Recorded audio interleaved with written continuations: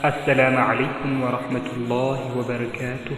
أكم جرتان كبجمتو أبوليا مسلما عند كيسان نجين ربي بنتان بكم جرتان تسين حركة فيديو كان كيستي وان قلت سنف كبوان قباب بنسين كبني نجر أنجت ملكو في سنيان وجين تران سجنتا أستير الدنيا إيجا كبجمتو تاتي داوتو أبوليا مسلما sagantaa kana keessatti wanni nu barannu waa'ee cinqii qabrii keessatti maaltu nama kenna nu hoo maal qopheeffannee jira laata akkam ta'uuf jirra guyyaa boruu kanaaf cinqii qopheeffachuun barbaachisummaa ilma namaa waan ta'eef sagantaa kana qabannee dhufne. Akkuma beekamu hedduun namaa du'uun akkuma dhoolletti ta'ee namni duun tokkos addunyaa kanarra hin jiru. Kanaaf jecha waan boruu yaaduun dirqama namummaa. Arda hoo akkamitti jirra? Jiruu keenya akkamitti dabarsaa jirra? Boruu hoo maal ta'a?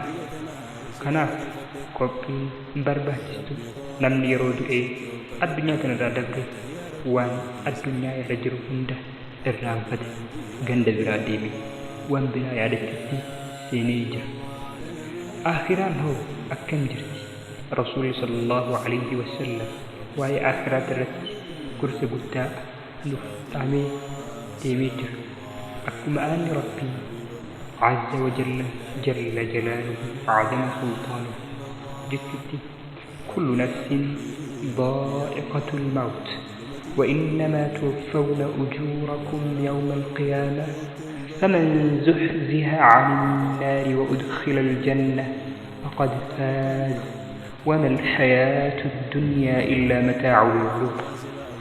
آخرات قبائل عندنا ما ترى بربات جفتولا لبون تكلين تن كند آخرة هنجر هنجر ربي لبون هندي سيتو كرا كند آخرة ديمغاف جرتي kanaaf jecha osoo addunyaa irra jirtan sinqeeffadhaa nun jedha. Aadaamni qabriidhaa nama ibaadaa hin qabne, nama salaata hin salaanne, nama waqtii salaataa irraa dabarsu baay'ee qinqiidhaaf kan qophaa'edha. Rabbiin ni qixaaxa warra isa jibbe. Qabrii gadii keessaa akka dubbatamutti ibiddaatu qabata.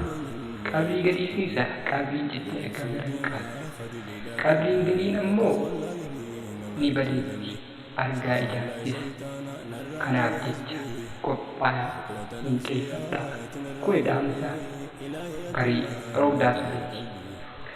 Viidiyoo kanas waan dhaggeeffattaniif waan daawwattaniif galatoomaa.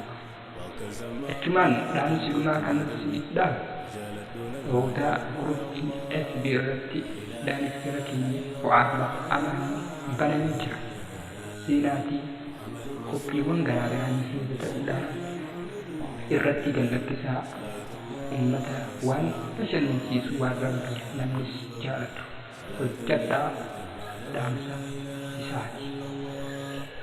Uummataafis sagalee ta'uudhaan waan hundarratti xiyyeeffannoo hojjedhaa.